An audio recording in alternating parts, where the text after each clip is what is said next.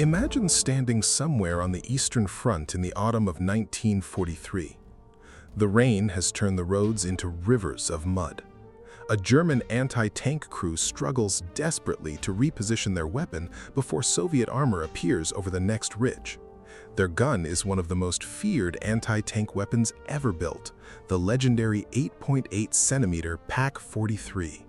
Its armor-piercing shells can destroy almost any Allied tank from well over 2 kilometers away. There is just one problem. The gun weighs more than 4 metric tons. It takes a heavy half-track to move it. If the towing vehicle becomes stuck in the mud, the gun stays exactly where it is. If Soviet artillery begins falling nearby, the crew cannot simply push it to safety. Every minute spent relocating the weapon is another minute the enemy gains ground. At that moment, one uncomfortable reality had become impossible to ignore. Firepower alone was no longer enough.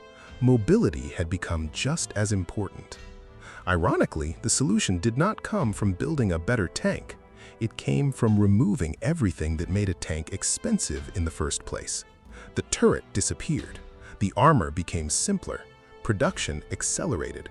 A massive anti-tank gun was mounted directly onto a tracked chassis. The result was one of the most misunderstood armored vehicles ever created, the tank destroyer. Throughout the Second World War, every major power experimented with dedicated tank destroyers. Germany built thousands of turretless hunters designed to stop Soviet breakthroughs. The United States created an entirely new combat branch centered around fast-moving tank destroyer battalions. The Soviet Union produced heavily armed assault guns capable of destroying tanks, bunkers, and even entire buildings with a single shell. Some became legends. Others became expensive mistakes. Yet within only a few years after the war ended, virtually every major army abandoned the entire concept. How could a vehicle that proved so effective on the battlefield disappear almost overnight? To answer that question, we first need to understand a problem that began long before the first Tiger or Sherman ever rolled onto a battlefield. Because the story of the tank destroyer did not begin with tanks. It began with guns. When tanks outgrew their hunters. When the First World War ended in 1918, tanks were still relatively primitive machines. Most carried armor between 6 and 15 millimeters thick, just enough to stop rifle fire and shell fragments. They were slow, mechanically unreliable, and vulnerable to artillery. Defeating them rarely required specialized weapons. During the interwar years, however, military engineers across Europe reached a similar conclusion. The tank was no longer an experimental weapon. It would become the centerpiece of future warfare. As armor improved, anti-tank weapons evolved alongside it. In the early 1930s, most armies considered guns between 37 and 47 millimeters more than adequate. Germany developed the famous 3.7-centimeter PaK-36. Britain introduced the Ordnance QF 2-pounder. France fielded the highly capable 25mm Hotchkiss. The Soviet Union adopted the excellent 45mm M1937. These weapons shared something important. They were remarkably light. Most weighed between 400 and 600 kilograms. A trained crew of 5 or 6 men could physically rotate them, drag them short distances by hand, conceal them behind hedgerows, or rapidly reposition them during combat. That mobility was often more valuable than raw power fire. A hidden gun was a deadly gun. When Germany invaded Poland in 1939, later France in 1940, these weapons performed exactly as intended. Nearly every tank they encountered, including Panzer Is, Panzer IIs, early Panzer IIIs, Renault R35s, Samuas, and British cruisers, could be penetrated under the right conditions. The anti-tank gun appeared to have won the technological race. But history has a habit of changing very quickly. By 1941, the German invasion of the Soviet Union introduced something unexpected: the T-34. Its revolutionary sloped frontal armor fundamentally changed armored warfare. Although its frontal plate measured only 45 millimeters thick, its 60-degree slope dramatically increased its effective protection. Shells that would normally penetrate often ricocheted harmlessly away. Even more shocking was the appearance of the KV Warren heavy tank. Some early German anti-tank units watched in disbelief as dozens of shells bounced harmlessly off its armor. Entire batteries sometimes failed to stop a single heavy tank. The message was unmistakable. Anti-tank guns had suddenly become obsolete.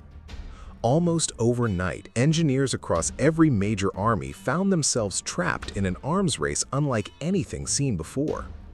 Every improvement in armor demanded larger guns. Larger guns required larger cartridges. Larger cartridges demanded longer barrels. Longer barrels produced greater recoil. Greater recoil required stronger carriages. Stronger carriages dramatically increased weight. It became an engineering spiral, and it accelerated every single year. Germany's tiny Pak-36 weighed roughly 450 kilograms. Its successor, the Pak-38, approached 1 metric ton. Then came the formidable Pak-40. At approximately 1.4 tons in firing position, it fired a 75mm armor-piercing projectile capable of defeating most Allied medium tanks at combat ranges. Yet the evolution did not stop there. The fearsome Pak-43, armed with the famous long-barreled 88mm gun, tipped the scales at well over 4 tons. In just 5 years, Germany's primary anti-tank weapon had become almost 10 times heavier. The same pattern appeared everywhere. Britain progressed from the relatively modest 2-pounder to the legendary 17-pounder, one of the finest anti-tank guns of the war. The Soviet Union expanded from 45mm guns to 57, 76, 85, and finally 100mm anti-tank weapons. The United States advanced from the lightweight 37mm M3 gun to powerful 76mm and eventually 90mm weapons capable of engaging German heavy armor. Every nation solved the penetration problem, but they created another: mobility. Engineering insight. Most people assume larger guns only required more steel. In reality, they transformed almost every component of the weapon. The barrel had to absorb greater pressure. The breech became larger. The recoil system required more hydraulic fluid. The carriage needed stronger suspension. The wheels became heavier. The towing vehicle required more horsepower. Even the ammunition itself became significantly more demanding. A German 37mm armor-piercing round weighed well under 1 kilogram. An 88mm Pak-43 projectile could weigh more than 10 kilograms before the cartridge case was even considered. Every shot demanded more logistics, more fuel, more transport, more manufacturing capacity. War was becoming industrial mathematics. The battlefield exposed these problems immediately. Imagine attempting to reposition a 4-ton anti-tank gun across the muddy roads of Belarus after 3 days of rain. Horses struggled, trucks lost traction, half-tracks became prime artillery targets. Entire gun crews exhausted themselves merely trying to rotate their weapon a few degrees. Meanwhile, tanks continued moving. The anti-tank gun had become stronger than ever, yet paradoxically, it had never been easier to outmaneuver. Military planners across Europe reached the same conclusion almost simultaneously. If the gun had become too heavy to move, perhaps the gun should stop being towed altogether. Perhaps the gun should move itself. That simple idea would fundamentally change armored warfare. Chapter 2. Germany finds an unexpected solution. When most people imagine German armored vehicles during the Second World War, they immediately think of Tigers and Panthers. Ironically, neither vehicle represents Germany's greatest industrial achievement. The true revolution happened much earlier. And it began with a problem that had nothing to do with superior firepower. It had everything to do with economics. By 1940, Germany possessed hundreds of obsolete armored vehicles. The Panzer I, intended as a training tank, carried only machine guns. The Panzer II mounted a 20mm autocannon that was rapidly becoming ineffective against newer Allied tanks. At the same time, German victories in Poland, France, and the Low Countries had left the Wehrmacht with hundreds of captured French and Czech armored vehicles. Many were mechanically sound. Most were already obsolete. From a logistical perspective, they represented stranded industrial value.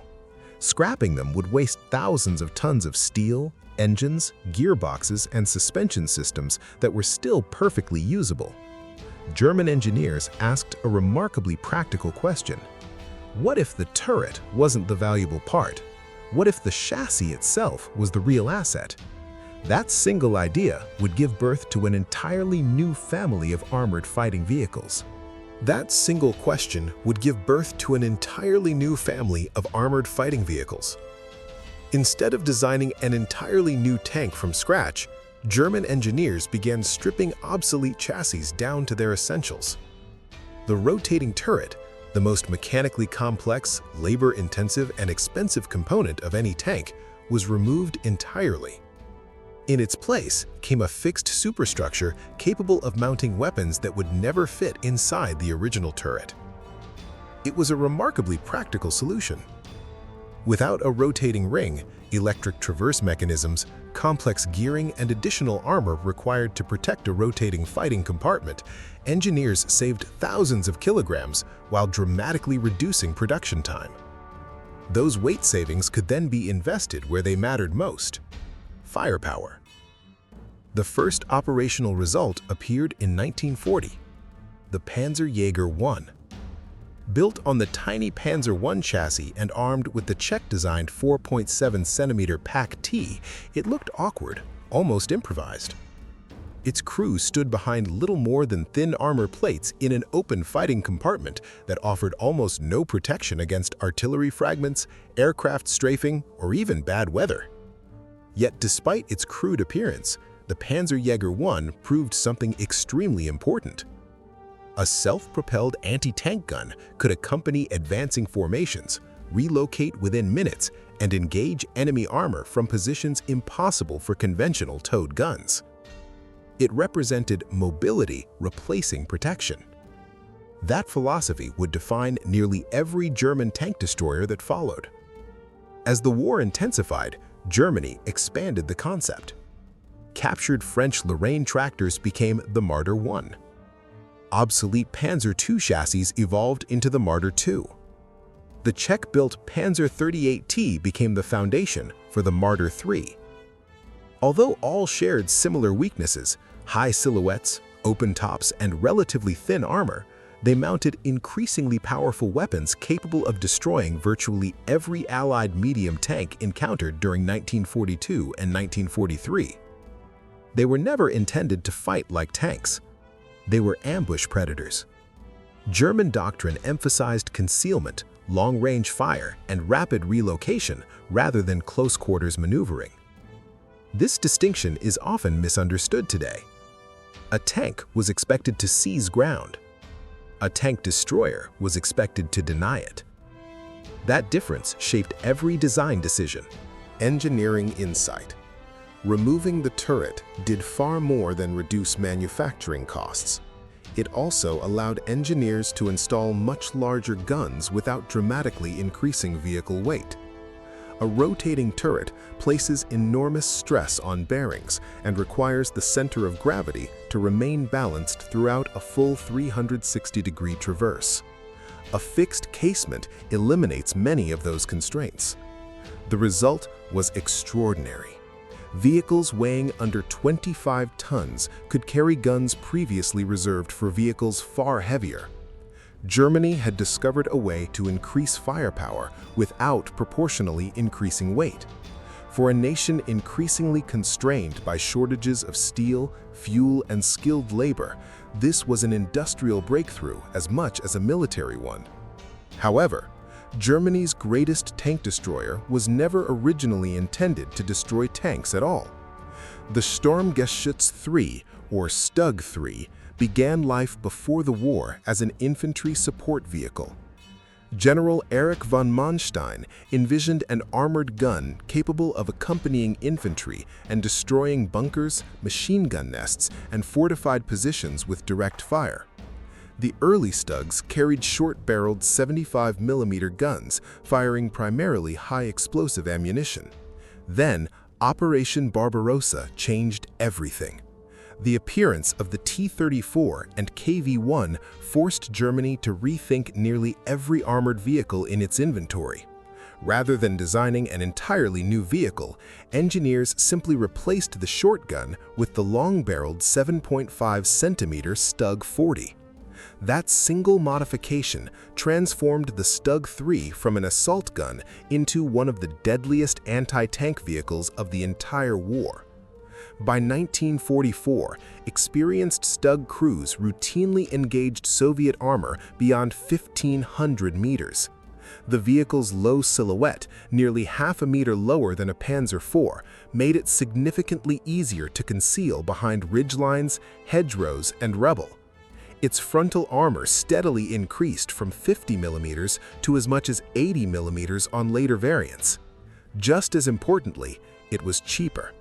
Building a StuG III required substantially less machining hours than building a Panther, consumed less strategic material, and demanded fewer precision components. Those savings mattered enormously. By the end of the war, Germany had produced more than 10,000 StuG IIIs, making it the most produced fully tracked armored fighting vehicle in German service. Claims regarding destroyed enemy tanks vary depending on wartime records, but historians generally agree that StuG formations accounted for many thousands of Soviet and Allied armored vehicles during the conflict. Its success demonstrated something profound. Sometimes efficiency wins wars more effectively than perfection. As Allied armor improved yet again, Germany continued pushing the concept further. The Jagdpanzer IV combined a low profile with excellent frontal protection.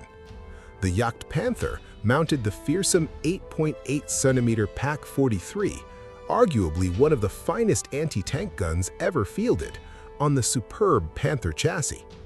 Capable of penetrating well over 200mm of armor under favorable conditions with specialized ammunition, it could destroy virtually any Allied tank long before many opponents entered effective firing range. Then came the Jagdtiger. Weighing approximately 71 tons and armed with the colossal 12.8cm Pak 44 L55, it carried the most powerful anti-tank gun mounted on an operational armored fighting vehicle during the Second World War. On paper, it was terrifying. In practice, it revealed the limits of specialization. Its immense weight placed enormous strain on transmissions and final drives. Bridges frequently could not support it. Fuel shortages became crippling. Mechanical failures often destroyed more Jagdtigers than enemy fire. It perfectly illustrated an important lesson. Engineering brilliance cannot compensate for logistical reality. America's completely different philosophy. While Germany viewed tank destroyers primarily as economical solutions to increasing anti-tank requirements, the United States approached the problem from an entirely different direction. The catalyst was not engineering, it was doctrine. The rapid collapse of France in 1940 shocked military planners around the world. German panzer divisions appeared unstoppable. Many American officers concluded that future wars would be decided by massive armored breakthroughs punching through defensive lines before reserves could react. To counter this perceived threat, the U.S. Army established an entirely new organization in November 1941, the Tank Destroyer Command. Unlike German doctrine, American planners did not intend tank destroyers to accompany infantry or replace tanks. Instead, they envisioned highly mobile reserve formations. If enemy armor achieved breakthrough, tank destroyer battalions would rush toward the threatened sector like a fire brigade, establish defensive firing positions, and destroy the attacking force before it could exploit the breach. Everything about American tank destroyers reflected this mission. Speed mattered more than armor. Firepower mattered more than survivability. Aggressive maneuver mattered more than standing and fighting. The first practical solution was the M3 gun motor carriage, mounting a 75mm gun on a half-track. Although effective in North Africa against early Axis armor, its limitations quickly became apparent. The open fighting compartment exposed crews. Cross-country mobility remained limited. Protection was minimal. A purpose-built vehicle was needed. That vehicle became the M10 Wolverine. Built on the reliable M4 Sherman chassis and armed with the powerful 3-inch M7 gun, the M10 combined respectable firepower with excellent mechanical reliability. More than 6,700 were produced, making it one of the most numerous Allied tank destroyers of the war. Yet, American engineers believed they could do even better. The answer arrived in 1944, the M18 Hellcat. Even today, the Hellcat remains one of the fastest tracked armored fighting vehicles ever mass-produced. Powered by a 400-horsepower Continental R975 radial engine and weighing only around 17.7 tons, it could reach road speeds approaching 89 kilometers per hour under ideal conditions. For comparison, the German Tiger I rarely exceeded 38 kilometers per hour on roads, while sustained combat speeds were usually far lower. The Hellcat was not designed to absorb punishment. Its thickest armor measured only about 25 millimeters, barely enough to stop heavy machine gun fire from favorable angles. Against German tank guns, it offered virtually no protection. That sounds like a fatal weakness, yet it was entirely intentional. American doctrine expected Hellcat crews to avoid prolonged engagements. Strike first, relocate immediately, strike again. Speed became armor, and in many engagements, that philosophy worked remarkably well. Perhaps nowhere more famously than the Battle of Aracourt in September 1944. Poor weather grounded much of the Luftwaffe and reduced visibility across northeastern France. American crews exploited terrain, concealment, and superior tactical coordination to devastating effect. Hellcats repeatedly maneuvered into advantageous firing positions, engaging Panthers from their vulnerable flanks while avoiding direct frontal duels whenever possible. The results surprised even experienced German commanders. During the broader Aracourt campaign, U.S. armored forces, including Hellcat-equipped tank destroyer units, inflicted severe losses on attacking German armored formations, despite facing technically formidable opponents. Elsewhere, battalions equipped with the Hellcat demonstrated similarly impressive performance when employed according to doctrine. Rather than winning through armor, they won through mobility, communication, and initiative. The vehicle perfectly demonstrated an uncomfortable truth. A tank does not always defeat another tank by being stronger. Sometimes, it wins simply by arriving first. The Soviet philosophy: firepower above all. While Germany pursued efficiency, and the United States built an entirely new military doctrine around dedicated tank destroyers, the Soviet Union followed a different path altogether. To understand Soviet tank destroyers, you first have to understand how the Red Army viewed war. Unlike the Western Allies, who increasingly emphasized precision, mobility, and specialized units, Soviet doctrine centered on overwhelming offensive operations. Massive armored formations, supported by artillery and infantry, were expected to smash through enemy defensive lines and continue advancing deep into operational rear areas. Everything was built around momentum. If Germany believed mobility solved problems, the Soviet Union believed overwhelming firepower did. That philosophy produced some of the most formidable self-propelled guns of the Second World War. Yet, interestingly, the Soviets rarely referred to them as tank destroyers. Most belonged to the category of Samochodaya Ustanovka, or simply SU, self-propelled gun. Their purpose was often broader than destroying tanks. They were expected to eliminate bunkers, demolish fortified buildings, destroy artillery positions, support infantry assaults, and, when necessary, kill enemy armor. This flexibility became one of their greatest strengths. The first truly successful examples appeared on the reliable T-34 chassis. The Su-85 entered service during 1943 as a direct response to increasingly dangerous German Panthers and Tigers. Armed with the high-velocity 85mm D5S gun, it finally gave Soviet crews a realistic chance of engaging modern German armor at practical combat distances.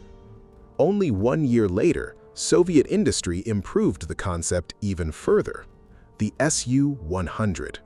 Many military historians consider it one of the finest tank destroyers of the entire war.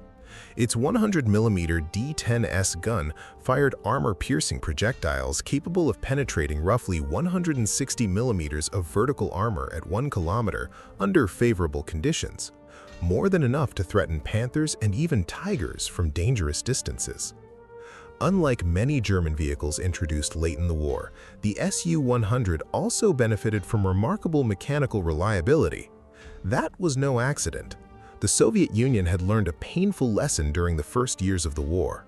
A weapon that could not reach the battlefield was worthless. Reliability became a weapon in itself. But Soviet engineers did not stop there. As heavier German armor appeared, they mounted even larger weapons onto KV and IS series chassis. The Su-152, the ISU-122, the ISU-152, each represented a different solution to the same battlefield problem. The ISU-122, equipped with the powerful A-19 122mm gun, excelled at long-range anti-tank combat thanks to its excellent ballistic performance. The ISU-152 approached the problem differently. Its enormous 152mm ML-20S howitzer was never designed as a dedicated anti-tank weapon. Yet its immense high-explosive shells often produced devastating effects against armored vehicles. Even when they failed to penetrate thick armor, the enormous blast could damage optics, jam turret rings, destroy running gear, or seriously injure crews through sheer concussive force. German soldiers would eventually give it an unforgettable nickname: the Beast Killer. Whether facing Tigers, Panthers, or even the massive Elephant tank destroyer, Soviet crews understood that one accurately placed shell could change the outcome of an engagement. However, despite their impressive capabilities, Soviet doctrine never relied upon dedicated tank destroyers to the same extent as Germany. The reason was surprisingly simple. The Red Army already possessed an excellent all-purpose medium tank, the T-34. As improved variants such as the T-34-85 entered production, the gap between tanks and tank destroyers began to shrink. The tank itself was becoming increasingly capable of performing multiple battlefield roles. Without realizing it, Soviet engineers were already moving toward the future. The decision point. Imagine that it is late 1944. You are responsible for equipping an armored army preparing to launch a major offensive into Eastern Europe. Steel remains scarce. Fuel is precious. Factories are operating all clock. You have two choices: build large numbers of highly specialized tank destroyers, or invest those same industrial resources into increasingly capable medium tanks that can fight enemy armor, support infantry, exploit breakthroughs, and continue advancing without requiring separate formations. At first glance, the answer is not obvious. Specialized vehicles often perform one task exceptionally well, but wars are rarely won by vehicles performing only one task. Wars are won by armies capable of adapting faster than the enemy. That realization would reshape armored warfare forever. The death of the tank destroyer. Ironically, tank destroyers did not disappear because they failed. In many cases, they worked brilliantly. The StuG III became one of Germany's most successful armored vehicles. The Jagdpanther remains widely regarded as one of the finest tank destroyers ever built. The M18 Hellcat achieved an extraordinary combat record when employed according to American doctrine. The SU-100 continued serving in several armies decades after the war ended. So what changed? Technology. During the Second World War, engineers constantly faced compromises. If you wanted heavier armor, you usually sacrificed speed. If you wanted a larger gun, you added weight. If you added weight, you strained the engine, suspension, and transmission. Every design decision demanded another sacrifice. Tank destroyers represented one solution to that equation: remove the turret, reduce weight, install a larger gun, accept limited tactical flexibility. It worked, but only because contemporary technology left few alternatives. By the late 1940s and early 1950s, that equation began to collapse. Engine technology advanced dramatically. Suspension systems became stronger. Transmission reliability improved. Steel metallurgy evolved. More efficient manufacturing techniques reduced production costs. Suddenly, engineers could build tanks capable of carrying powerful guns without sacrificing mobility. Vehicles like Britain's Centurion, the Soviet T-54, and later the American M48 demonstrated that a single platform could successfully perform almost every battlefield role previously divided among several specialized vehicles. The main battle tank had arrived, and with it, the dedicated tank destroyer quietly became obsolete. Engineering insight. The greatest weakness of the tank destroyer was never armor, nor firepower. It was specialization. A Jagdpanther waiting in ambush was terrifying, but once the enemy failed to appear, it could not easily support infantry, lead assaults, exploit breakthroughs, or rapidly engage threats appearing from multiple directions. A conventional tank could. Military planners gradually realized that tactical flexibility often mattered more than maximum efficiency in a single role. That lesson remains true today. Modern anti-tank guided missiles may destroy tanks at extraordinary ranges. Attack helicopters can eliminate armored columns. Armed drones have transformed modern battlefields. Yet armies around the world continue investing billions into main battle tanks. Why? Because no other vehicle combines protection, mobility, and sustained firepower as effectively on the battlefield. The mission changed. The principle did not. Final verdict. So, were tank destroyers a mistake? Absolutely not. They were one of the most logical engineering responses to one of history's fastest-moving technological arms races. As tanks became heavier, anti-tank guns became larger. As guns became larger, they became too heavy to move. The solution was simple: put the gun on tracks. For nearly a decade, that solution proved remarkably effective. Germany used it to compensate for shrinking industrial resources. The United States built an entire combat doctrine around it.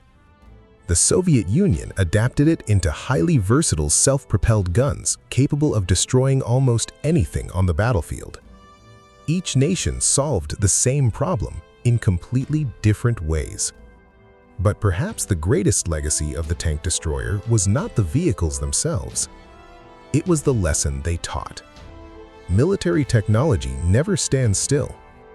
Every revolutionary weapon eventually creates a new problem. Every brilliant solution eventually becomes outdated. And every generation of engineers must begin the cycle again. The tank destroyer did not vanish because it failed. It vanished because it succeeded. It bought armies enough time for technology to catch up. Once engines became powerful enough, once suspensions became reliable enough, once metallurgy became advanced enough, there was no longer any need to separate firepower from versatility. The main battle tank inherited both worlds. Today, the silhouette of a Jagdpanther hidden beneath a forest canopy or a Hellcat racing across the French countryside remains one of the defining images of the Second World War. Not because these machines represented the future, but because for one extraordinary moment in history, they were exactly what the battlefield demanded. And that is what makes the story of the tank destroyer one of the most fascinating chapters in the evolution of armored warfare.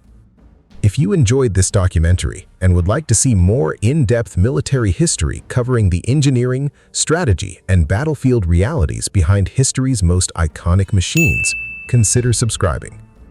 Because here, we don't just explain what happened, we explain why it happened.